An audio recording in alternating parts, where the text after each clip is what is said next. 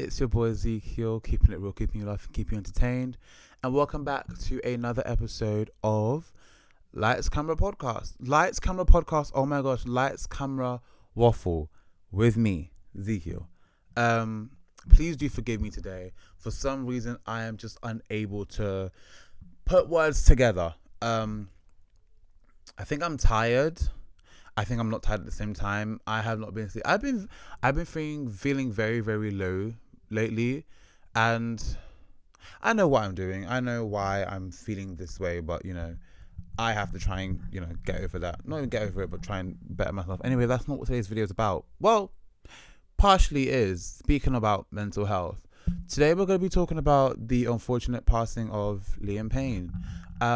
I didn't want to do a video on this, because I didn't know enough about the topic at the time, and I've been very busy this last week, and next week I'm going to be so busy. I don't even know if I'm going to do an episode next week. I didn't even know I was going to do an episode this week, so we will see what happens next week. But yeah, we're going to be talking about the unfortunate passing of Liam Payne, what happened, what people are. Well, actually no, I'm not going to talk about what people are saying, because people will always spread false lies and rumors and conspiracies and everything like that.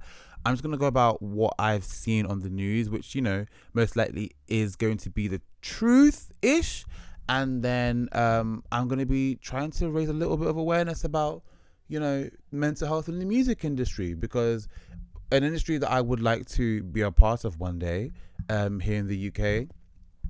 I would hope that there are resources and people that would be able to help with mental health struggles and things like that. So yeah, without further ado, let's just get straight into today's topic. So if for some reason you don't know who Liam Payne is one of the former band members of the world sensation One Direction. I mean, One Direction is probably one of the biggest and best boy bands to ever grace this planet. I mean, they're definitely up there, especially when it comes to UK culture. They're definitely up there. They're big. I would go as far as to say they were the Beatles of their time. They really were. Everyone loved One Direction. And obviously there were other members. So there was Liam Payne, obviously. There was Harry Styles, Louis Thompson, Niall Horan, and of course, Niall Horan, and Zayn Malik, I don't know what years, I can't remember what years Zayn left, but Zayn did leave the group before the group broke up in 2016. But yeah, everyone's been doing their own little thing musically, and yeah, they were a sensation. Not even they still are a sensation. Obviously they've all gone their separate ways. Everyone knows Harry Styles. He's doing big things for himself. Niall Horan. Sorry, I can't speak or pronounce things lately. But Niall is also doing great things as well. Zayn is coming back to music. Louis been a little bit more low key, but they're all doing something, and I'm sure they're all gonna do something amazing. But at the moment, yeah, this is about Liam, and Liam did pass away sometime last week. I'm not quite sure. I'm trying to read. I'm trying to find whether there was a date, but he passed away sometime last week, which is quite unfortunate. It was very, very abrupt and very shocking. It was very, very shocking. I was like, oh my goodness, what? My brother told me, and I was like, what do you mean Liam Payne passed away? That's just not true. But yeah, unfortunately it is. So what happened? So basically, Liam was in Argentina. I'm not sure what for, but he was in Argentina, and so basically the hotel staff member had called emergency services saying that there is someone in their room who is very frantic, is breaking things, and they're scared that they're gonna hurt themselves because there's a balcony in the room. And so then about 7 minutes later, emergency services arrive to find, unfortunately, Liam Payne had fallen from the third floor balcony down into the courtyard, I believe, and he had I believe they pronounced him DOA, which is I think dead upon arrival or something like that. But yeah, they had pronounced him DOA, I believe, allegedly. And yeah, obviously when this news was heard, everyone was now trying to figure out what's going on. Like when I heard this, I said, okay, there needs to be an investigation. What happened? They need to go and look at his room. What exactly was going on?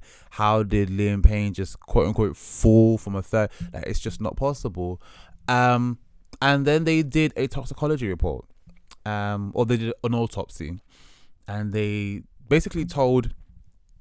Basically, I'm gonna read what this article here says. So it says here, former One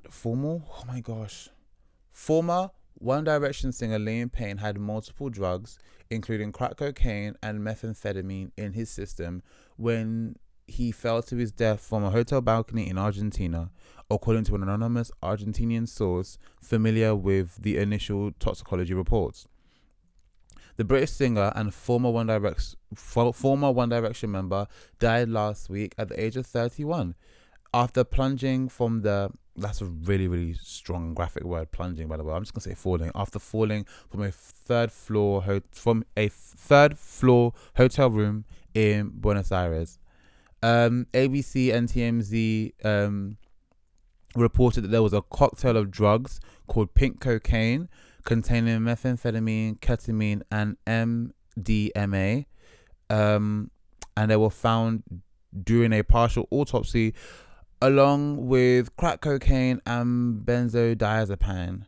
Both outlets cited anonymous sources familiar with the preliminary tests. So this whole pink cocaine thing, I've actually did a little bit of research on pink cocaine, because the first time I heard about pink cocaine was with the whole Diddy situation, and apparently he even got like Young Miami to transport him pink cocaine and things like that. So that was the first thing that's the first time I ever heard about any pink cocaine. I was like, what's pink cocaine? But yeah, it's basically a cocktail of drugs, and they will get a person's heart racing. There was even an influencer or model, I don't know, she was on pink cocaine, and she caused a collision in Miami, I believe, where two men that were on their way to work died, and she was rolling around on the floor, obviously after being flung out her car, rolling around talking about she's from the future, this and the full. So basically she was, this shit was send your heart ablaze. And it's just like, what is going on here? Like, why are we doing this thing? Like wow. So yeah, the drug, this pink cocaine, it's very, very strong. It's very, very strong. I don't even know what to compare it to, like in the fictional world. Like there was a drug in what's it called, in Batwoman, the CW show, and it was like, I don't know what it was called. It was like snake bite or something like that. And they got, these ones were fiending. They were fiending for it. Yeah, sending these bodies into a frenzy, and they were just doing whatever. But yeah. So yeah, Associated Press reported that an anonymous official had said the preliminary toxicology report suggested evidence of exposure to cocaine, but stressing that the initial results won't offer an accurate reading of just how much was circulating in his blood when he died. The final toxicology report results are not expected to be made public for some weeks, which is obviously understandable. Associated Press reported that the official spoke on the condition of anonymity. Anonymity. Oh, Jesus Christ.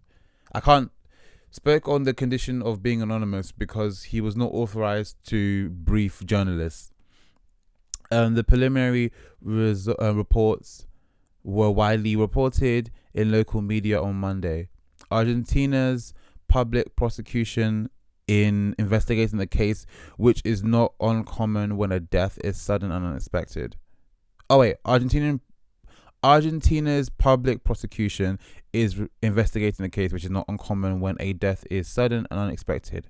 Payne's autopsy concluded that there were traumatic injuries that were caused Payne's autopsy concluded that the traumatic injuries that caused his death were consistent with the 3-story fall from the hotel window or balcony, and prosecutors have ruled out that anyone else was involved. Argentinian investigators found what happened. Oh my goodness! See, I can't speak, and it's really, really annoying. Sorry, Argentinian investigators found what happened to be narcotics and alcohol strewn about broken objects and furniture in his room. Oh yeah, I'm just gonna ignore the entire part because I'm just gonna say what I already know. So apparently the officials went into Liam Payne's room and that place was busted up. They went into that room and shit was smashed up, furniture destroyed, TV destroyed. Like when that employee was hearing the frantic and like the breaking of things, and they were like, "Yo, like we need to get help." Yeah, that's what they had to do. They heard the commotion. They walked. So when the police or the investigators came in, the investigators saw everything was everywhere. They found a bunch of drugs over the counter and not over the counter. So they had found, I believe they found some antidepressant meds, anti-anxiety meds as well. They just found a slew of shit in his room, and it was just like, rah, like what was this brother on? And I believe that Liam Payne had opened up about his drug abuse and things like that, and also had opened up about him going to rehab as well. And I believe he had started alcohol and drinking when he was in the band, but more so after, when they broke up in 2016. So yeah. The prosecution said that Payne could have plunged from the hotel. They still using the word plunged from his hotel room balcony in a state of semi or total unconsciousness. Photos taken from inside Payne's hotel room, published by local media, showed snow-like powder left on the table and a smashed TV screen. Shortly after his death, the hotel manager called 911 to report a guest acting aggressive. Oh, so it says here that he had already fallen. So he'd obviously already fallen, and then the hotel manager called. So I don't know what that was about. I would have called as soon as I heard the commotion. But anyway, investigators are also trying to figure out who sold Liam Payne the drugs. And that's another thing I was going to talk about as well. So for what I've heard, apparently they're trying to investigate like the hotel staff, trying to figure out who sold him the drugs, because apparently Liam was straight. Apparently he was sober. He had gone to rehab. He was doing his thing, and he was sober for quite some time, and he was doing the best that he can. But I saw a video from the night before it happened, and maybe just a few hours before Liam fell and all of that. I saw a video of him with some fans taking photos, and if you watch that video prior to his death, you would have been like, oh, he's definitely on something, but you wouldn't have thought much about it.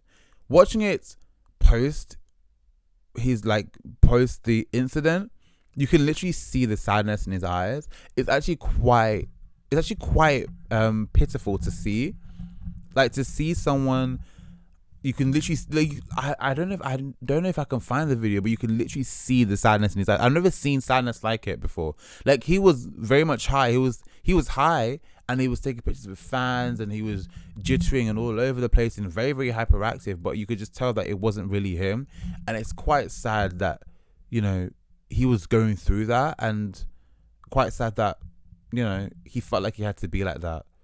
And another thing that I did hear, allegedly, and I know I said I wasn't going to talk about rumors, but, you know, it is what it is.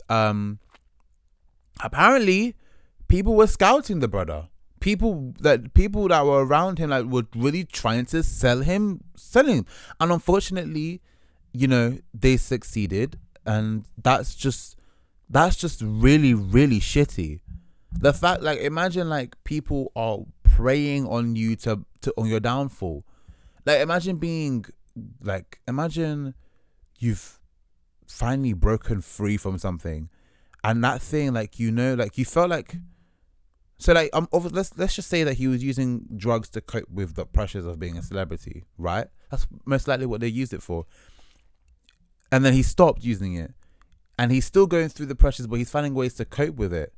And you're scouting him and you're preying on him to sell him drugs, and unfortunately, this person bends to public will, and peer pressure. He folds, does it, and he's like, why did I ever give this up? Of course he's going to overdose in it, because he's like, I've been missing this for so long.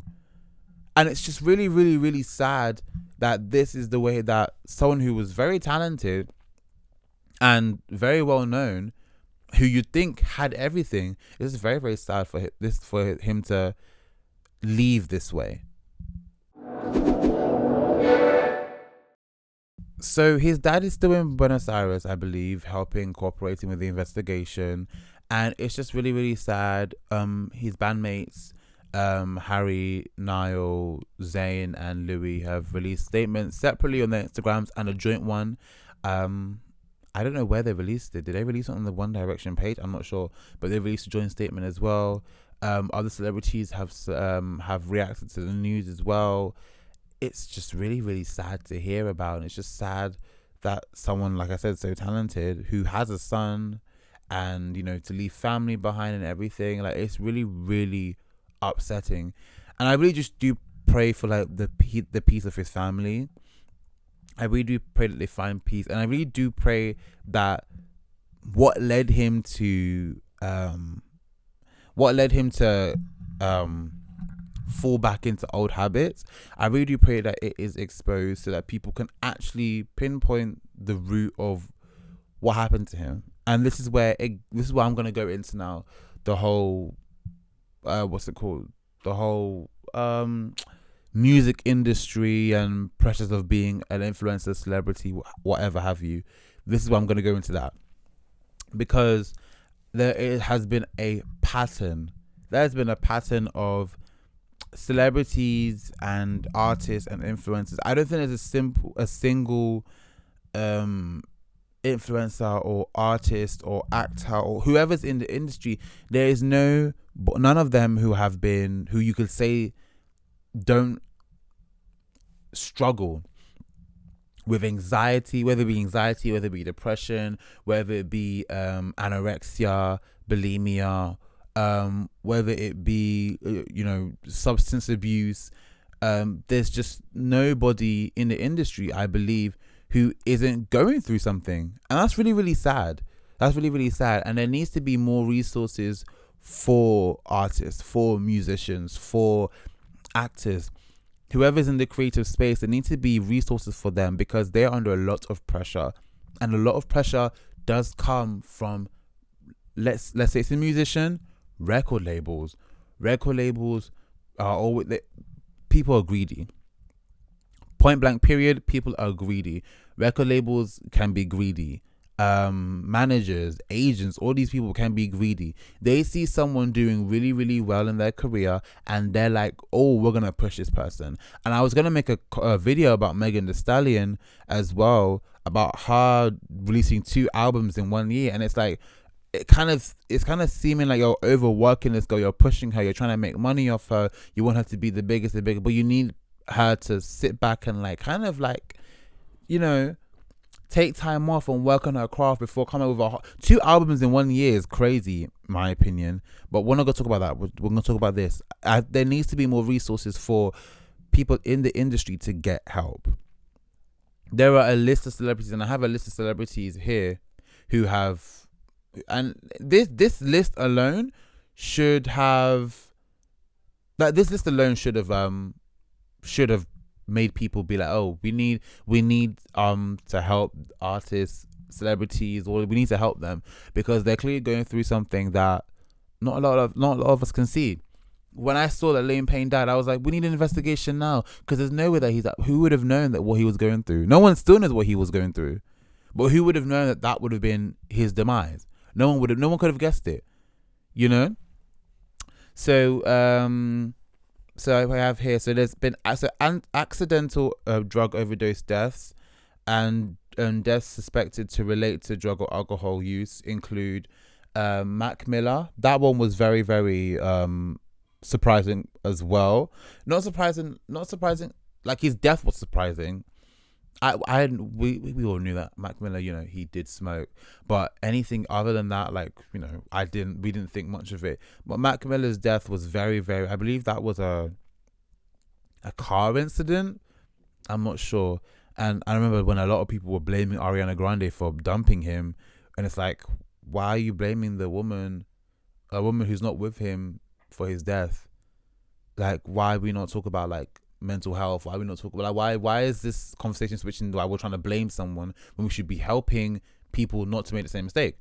Elvis Presley's one was the one that really, like, when I read up about, because I don't really do a lot of research on older musical figures, but obviously Elvis Presley, everyone knows Elvis Presley. I heard the way he died. Apparently he was on the toilet, and they had found some months worth of feces backed up in his system. Some months, at least a month.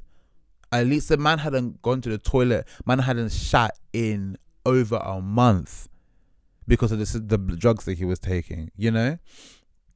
Oh my gosh, Corey, I don't know how to say his last name. The guy from Glee, he also overdosed as well. Heath Ledger, that one was crazy to me because obviously I watched The Dark Knight. I didn't know that Heath Ledger was dead until, like, I don't know, like late last year. I said, what do you mean he died? He died really young. Oh, he died really young. Heath Ledger died really young. Whitney Houston, we all know about that.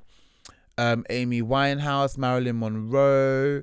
Oh, I didn't know Prince died to overdose. Anonymous loss. Oh my gosh. What did he die from? Opioid addiction. Oh, accidental overdose. Oh my goodness. Judy Garland. Oh my goodness. Oh my goodness. I had no idea that Judy Garland, like, she had suffered from any sort of substance abuse. The whole Dorothy from Wizard of Oz. So like there have been a lot of celebrities, a lot of icons, a lot of artists, musicians and legends who have been through, and of course, we have Michael Jackson as well. There have been a lot of people who have suffered from mental, not just mental health problems, but also substance abuse problems. There are a lot of people that are still going through it. There needs to be less pressure on trying to make artists, like, you're trying to push artists you're working them to the bone, and if they don't deliver, you're not putting money into them, you're not believing in them. There are so many artists that really, really should have, like, exploded, not really should have boomed, but you're keeping them on the back burner because you don't think they're gonna sell, and then you're not believing in them. And if they don't provide, and if they don't give you what you need, and bring results, if you're not getting a return on your investment, then there's problems. Now they can't do what they love the most. Now you're stopping them from making music, or stopping them from putting an album out, and stopping them from making music that they love. Like, it's just a lot that goes on in the music industry, and that's why a lot of people are going independent. Like, they might be signed to a label for promotional reasons, but they're independent artists. Because I can't lie, being an independent artist not only gives you more time to do what you want to do, it also, like, you get to do what you want. You make the music that you love. You release a project when you want to.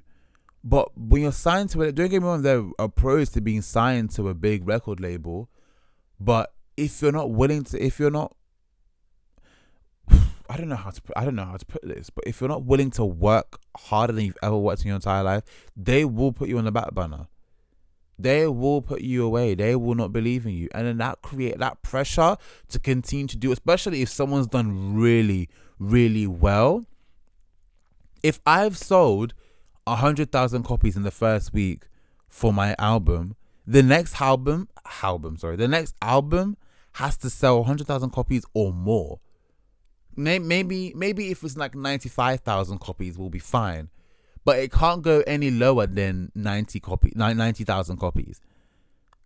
And if it seems that there's like a fall off, and then you're having people like pull out of deals with you, no one's calling you, no one wants you to perform, those things, that's what creates anxiety. That's what creates depression. That's what pushes people to do things that they don't want to do or didn't think they would be doing. Like, that's where the pressure comes from.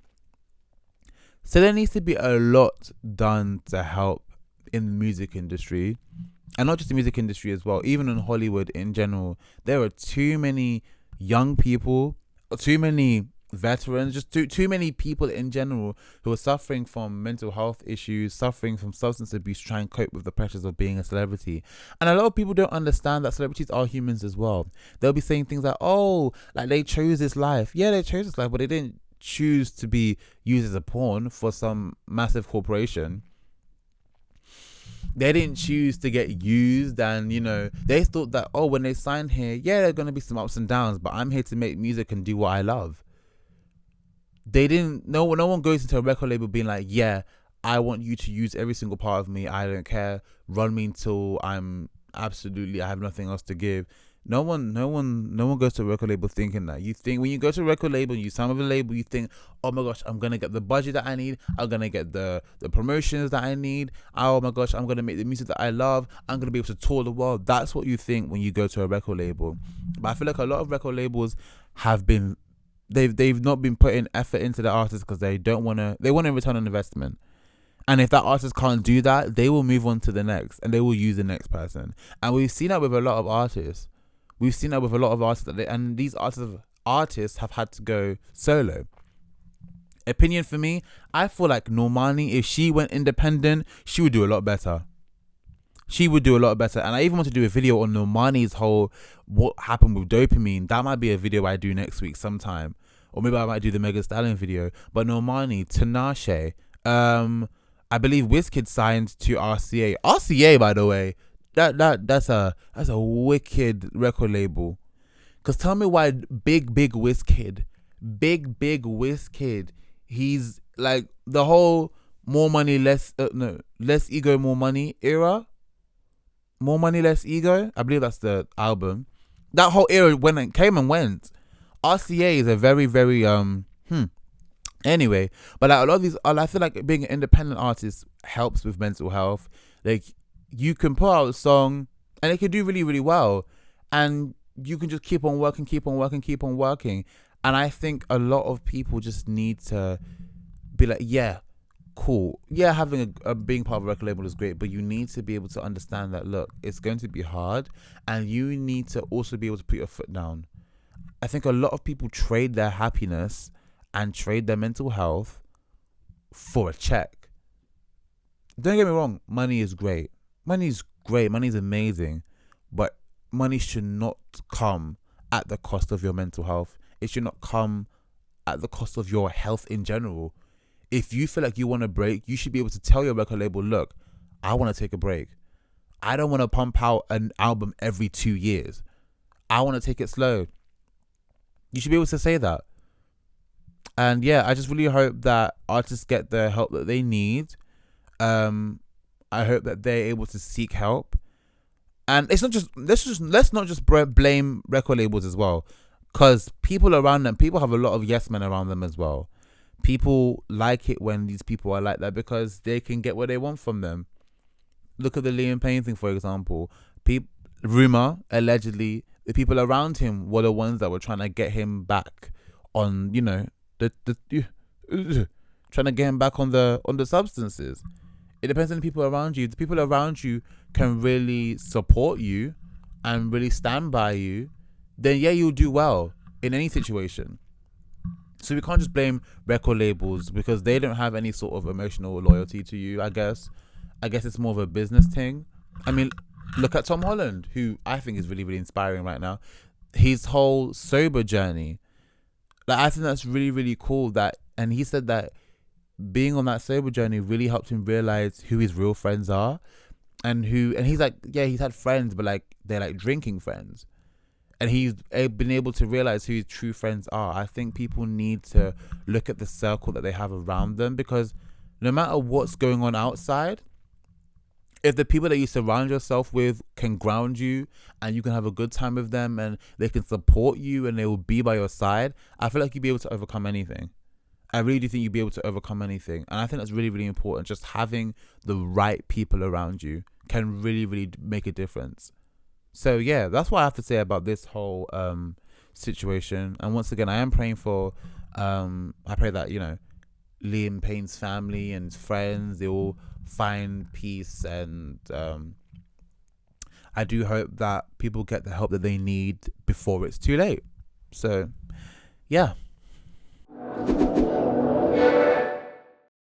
So anyway guys, thank you so much for watching this video. If you did like this video, please comment down below, like the video, subscribe to the channel. We're on our way to 800 subscribers. We're on the road to 1,000 subscribers. So it, you know, mean a lot to me if you guys did like, comment, subscribe, do the whole thing, share this video if you wanted to with your friends. What else? Oh, stream my single X more times. I have music. I've been working on music, guys. I've been working hard on music, and I can't wait for this next single that I'm working on. It's quite exciting, to be honest.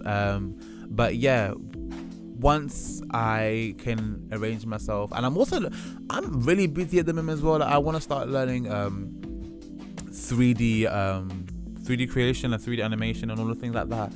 I want to use like Blender and After Effects and I've been using Photoshop anyway. But yeah, like, I want to start really, really working on those things and doing those things, and I don't want time to pass me by. I think I want in this next year, I really, really want to like have developed a lot of skills. I want to start reading more. I have all these books on my shelf, ain't touched shit. Nothing here's been touched, unfortunately. But I want to replace this shelf because it's just not very stable. I'm gonna redo my room in a way, because a lot of the stuff is like coming off the walls. Like, the amount of times that this vinyl has fallen off, I've had to put the light one, the Nicki Minaj one, up there, and like I've had to put the scissor one here so that when it falls, it doesn't, you know, it hit me in the gut like it did one night. Pause. Jesus Christ. Anyway, thank you guys so much for watching. I hope you did enjoy this little video. Comment down below what you think about the whole situation, and yes, I will see you in the next video. Bye guys.